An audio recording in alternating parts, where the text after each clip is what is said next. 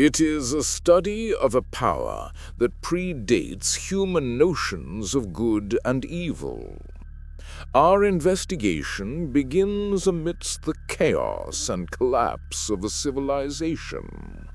The year is 1240. The Mongol horde has descended upon Kievan Rus, a storm of hoof and arrow that is systematically dismantling a kingdom.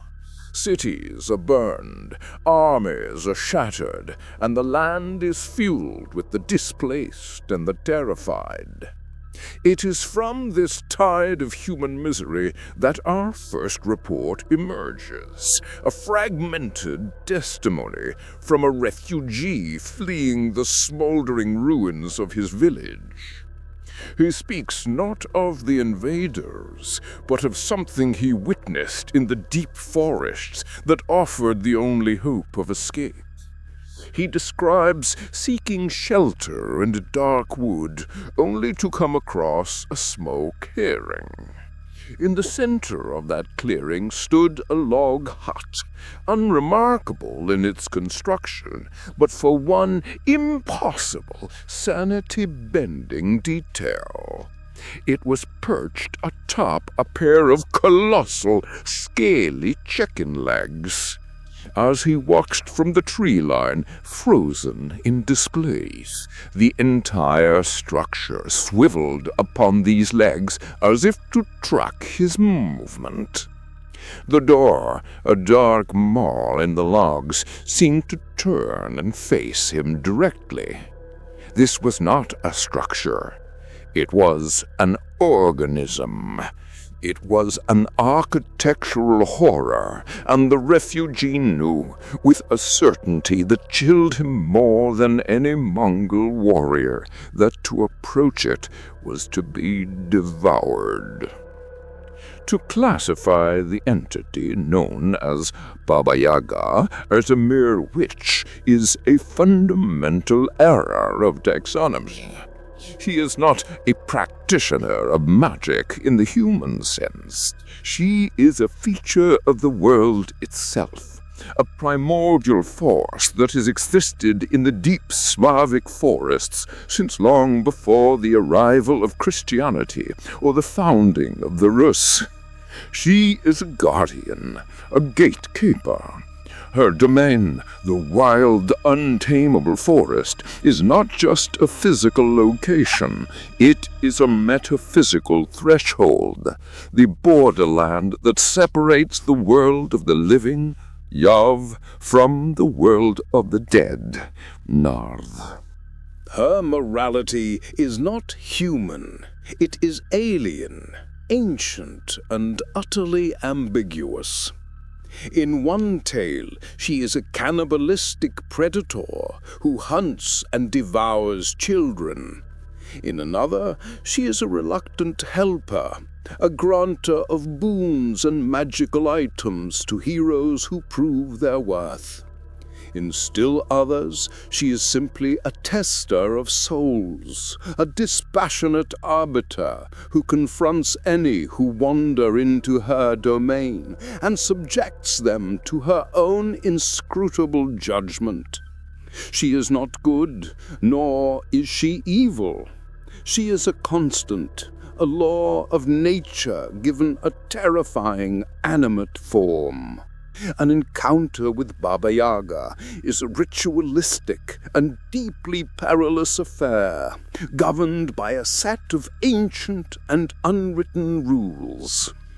Her dwelling, the hut on chicken legs, is almost always encircled by a fence of human bones, topped with skulls whose eye sockets glow with an eerie supernatural light. The gate itself is secured by a lock made of a jawbone with sharp teeth. The entity herself is described with unsettling consistency across centuries of folklore. She is an old woman, a crone, whose most prominent feature is her bony leg, a skeleton limb that signifies her straddling of the worlds of life and death. Her teeth are made of iron, sharpened for grinding bones. And her nose is so long that it is said to grow into the ceiling of her hut when she lies down to sleep.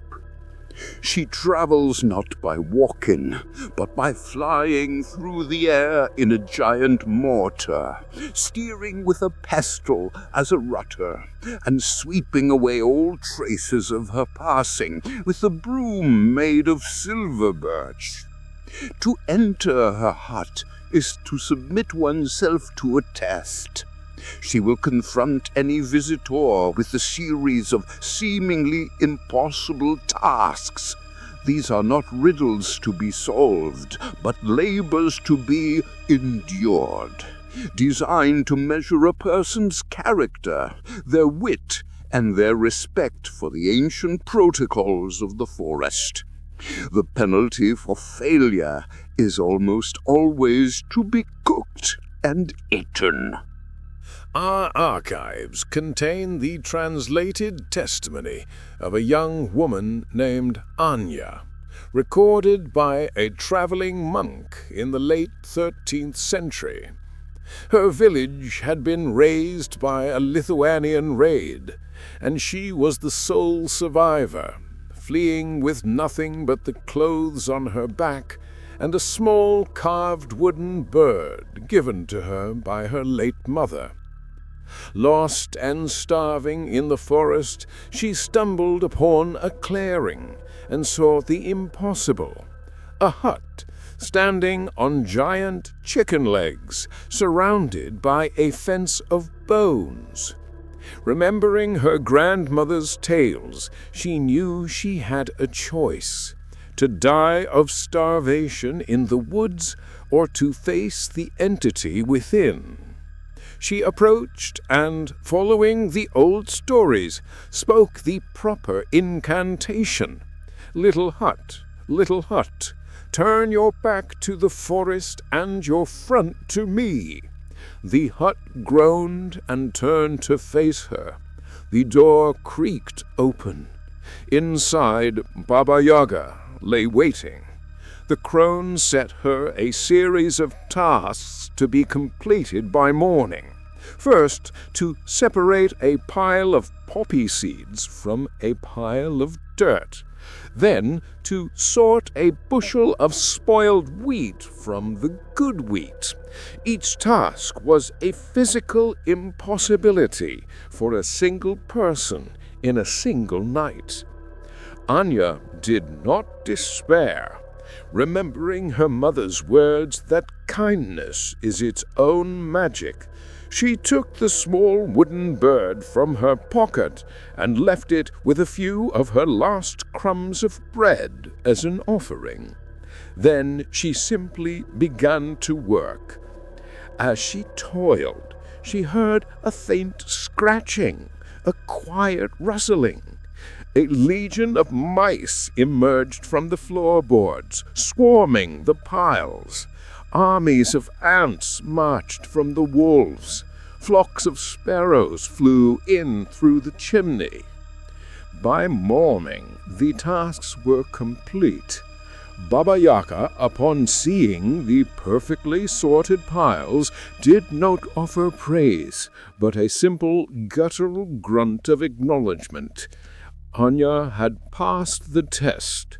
She had proven her worth, not through strength, but through a purity of spirit that the wild creatures of the forest recognized and aided.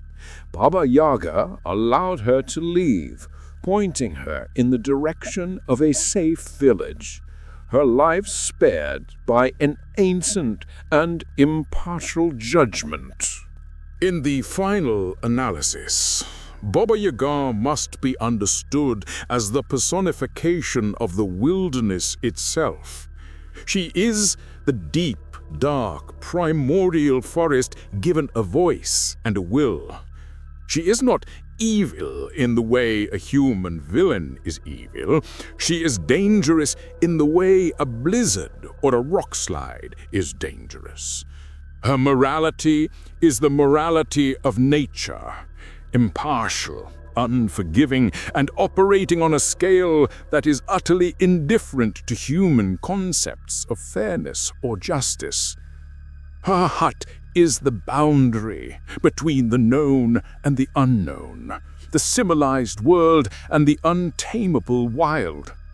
Her impossible tests are the brutal trials of survival that nature imposes on all who enter her domain.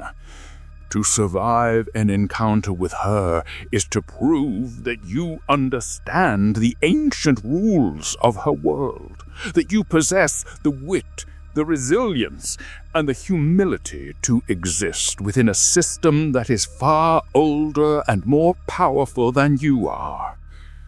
She is a reminder that in the oldest parts of the world there are powers that do not abide by human laws, and to face them is to face the raw, amoral, and terrifying heart of nature itself.